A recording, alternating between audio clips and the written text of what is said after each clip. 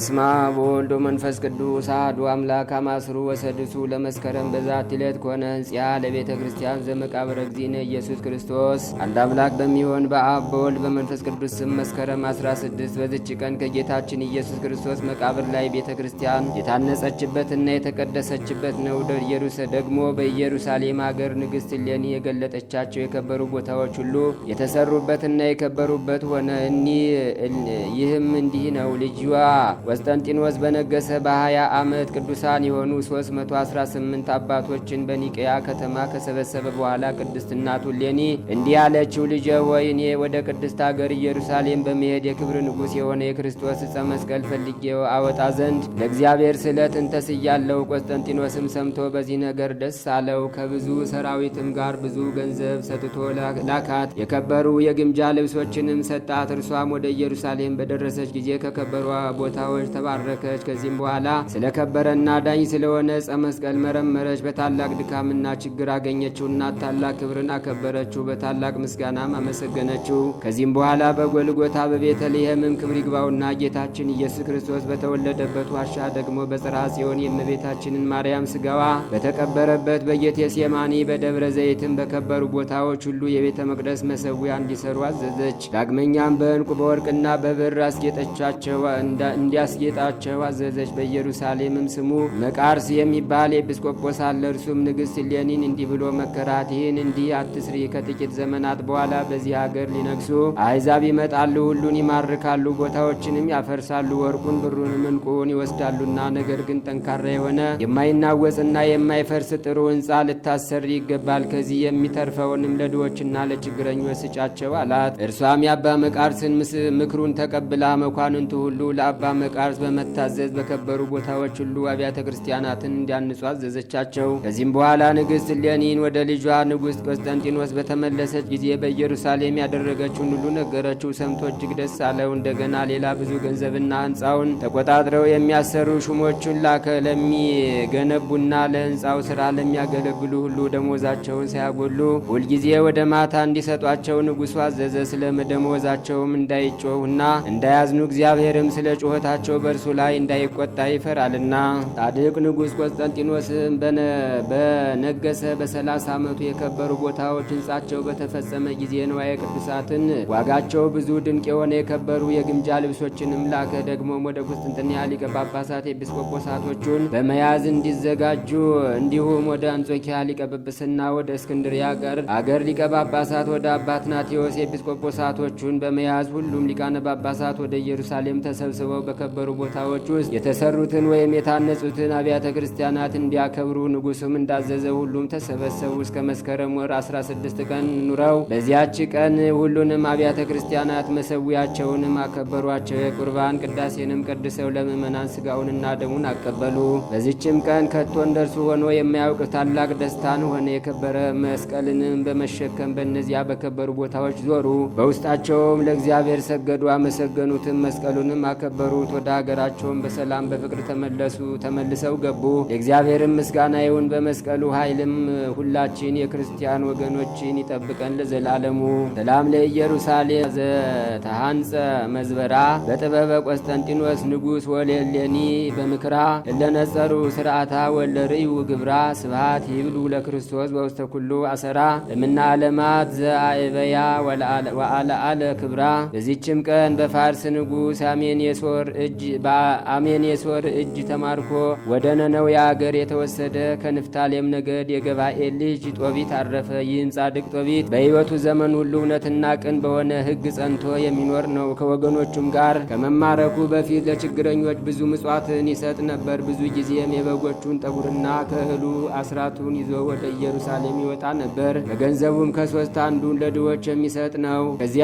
በዚያም ጊዜ ሕዝቡ ሁሉም ክደው በዓልና ደማሊ ለሚባሉ ጣዖታት ይሰዉ ነበር። ወገኖቹም ወደ ነነዌ በተማረኩ ጊዜ ሁሉም የአሕዛብን እህል በሉ። እርሱ ግን ሰውነቱን ይጠብቅ ነበር፣ የአሕዛብን መብል እንዳይበላ እግዚአብሔርን ያስበው ነበርና። በአንዲትም ዕለት በአደባባይ የወደቀ በድን አግኝተው ነገሩት።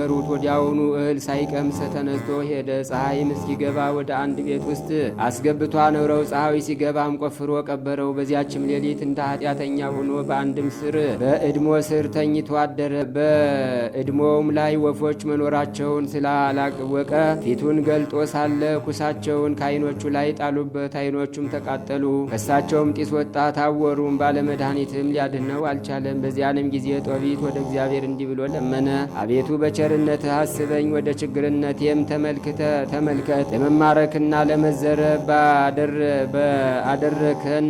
በእኔና በአባቶች ኃጢአት ተቀብለህ አታጥፋኝ፣ ተበቅለህ አታጥፋኝ። አሁንም በፊትህ ደስ የሚያሰኝ ነገር አድርግ። ከመኖር ሞት ይሻለኛልና በሞት እሰናበት ዘንድ አፈርም ሆን ዘንድ ነፍሴን የሚቀበል መልአክህን እዘዝ። በዚያችም ዕለት የራጉኤል ልጅ ሳራን በጭኗ ያደረ ክፉ አስማንዲዮስ የሚባል ጋኔን ለ7 ባሎች አጋብተዋት ወደ እርሷ ሲገቡ ሁሉንም ስለገደላቸው፣ ስለዚህ አባቷ አገልጋዮች አሽሟጥጧት ነበርና ከሽሙጣቸው ያድናት ዘንድ እያለቀሰች ወደ እግዚአብሔር ትለምን ነበር። ጸሎቷና የጦቢት ጸሎትም በልዑል እግዚአብሔር በጌትነቱ ልዕልና ፊት ተሰማ። ጦቢትም በገባኤል ዘንድ አደራ ያስጠበቀውን የብሩን ነገር አሰበ።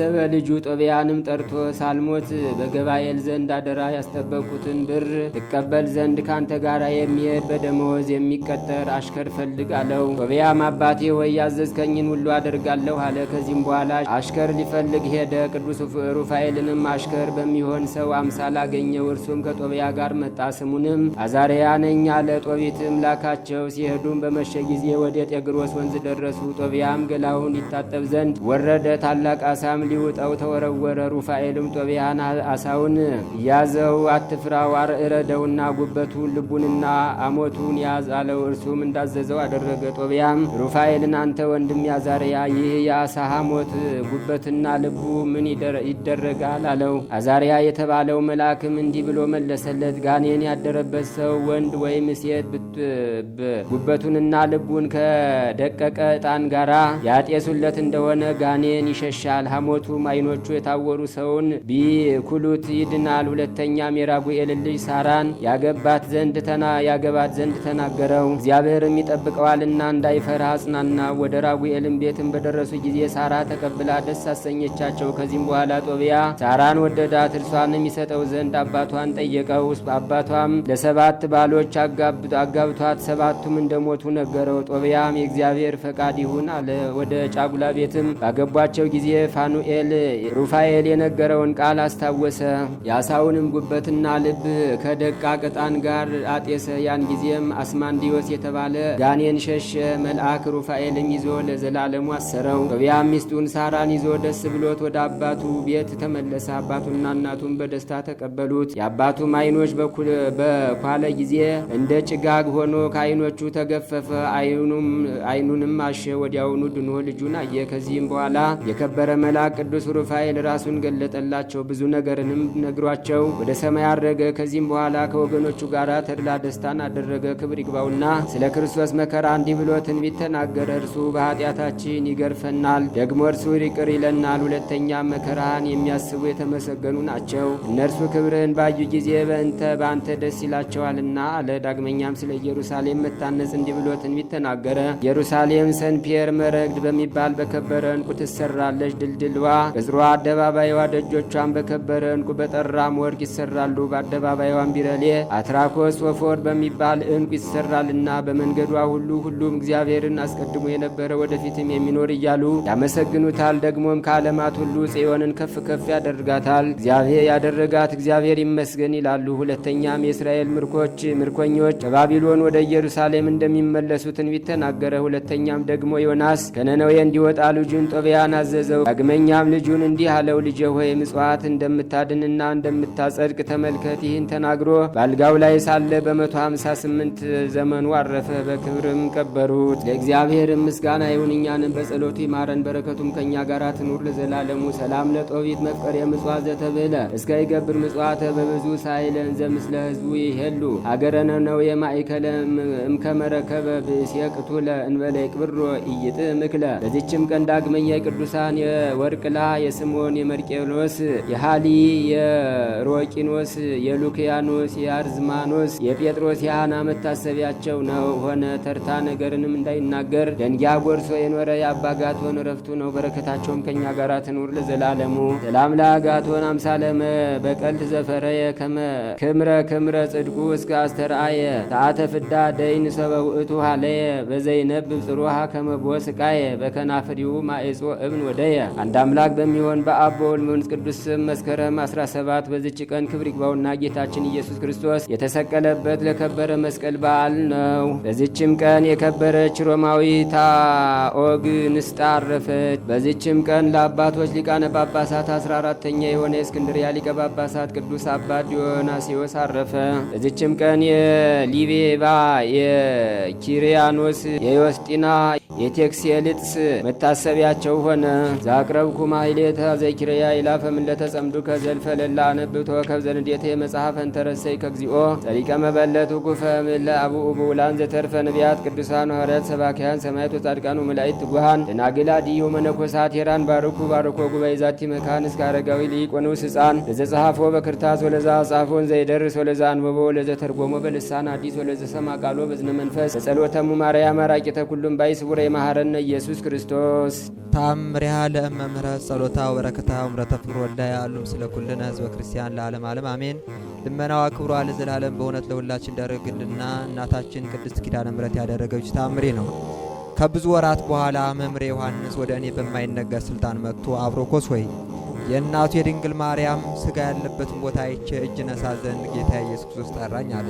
ክርስቶስም ጎበኘው፣ እጅ ነሳው። የሰውና የእግዚአብሔር እርቅ የሆነ ስጋ ለአንተ ሰላምታ ይገባል እያለ ነሳው፣ አመሰገነው። የብዙዎቹ መርከብ እናቴ ማርያም ሰላምታ ላንቺ ይሁን። አሁን ግን እናቴ ማርያም ለአዳም መሬት ነህ፣ ወደ መሬትነት ተመለስ ተብሎ እንደተነገረ ቃል ለጥቂት ጊዜ በመቃብር እረፊ። አሁንም እናቴ ማርያም ስጋሽን ወደ መቃብር በመውረዱ አትዘኝ። እኔም የሰማይና የምድር ንጉሥ ስሆን ሞትን በእኔ ስልጣን ሳይኖር እንደ ሰው ሁሉ ሞቼ ወደ መቃብር ወረድሁኝ። ዳግመኛም እኔ በፈቃዴ በአባቴና በመንፈስ ቅዱስ ፈቃድ ወደዚህ ዓለም መጥቼ በስጋ ተወለድሁ አላት። አብሮኮስ ሆይ ጌታ ኢየሱስ ክርስቶስ ከዮሐንስ ጋር ወደ ገነት ሄዶ የእናቱን የእመቤታችን ስጋ እንደ ጎበኘ ተገልጾ አየ። ዮሐንስ ግን በሰገነት ካለው ከሚያምር አበባና ፍሬ መልካም ሽታ ያለውን ተክል ወስደው በእመቤታችን ስጋ ላይ እንዳስቀመጡ አየ። መላእክት ሊቃነ መላእክት ኪሩቤል ሱራፌል ወደ ገነት እየመጡ እግዚአብሔርና እናቱ ማርያምን ያመሰግናሉ። ይኸውም በዕፀ ሕይወት ስር አጠገብ ነው። ጌታ ኢየሱስ ክርስቶስ አባቶቻችን ነጻ ያወጣቸው ይህች ናት። እነሆ በአዳም ስተት ፈንታ ስጋዬ ወደ መቃብር እንደወረደ የእርሷ ስጋ